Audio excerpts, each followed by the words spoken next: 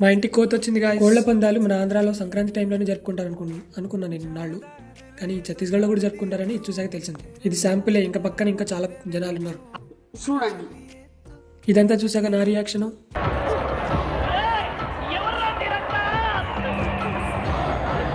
ఇంకా కోళ్ల పందాలు చూసేసిన తర్వాత ఇంక మార్కెట్ ఉందంట, మార్కెట్లోకి వెళ్ళామన్నమాట. ఇంట్లో కావాల్సిన సరుకులు కొన్ని కొన్నాము, ఇంకా అలాగే తిరుక్కుంటే టైం పాస్ చేసినాము. ఇక్కడ చాలా మంది సారా అమ్ముతున్నారు అనమాట. ఆ సారా అమ్మే అంటే పిలుస్తుంది, రండి ఒకసారి రండి తాగి వెళ్ళండి అని చెప్పి. రండి రండి అప్పుడు మమ్మల్ని పిలుస్తుంటే మా రియాక్షన్ ఏంటో తెలుసా?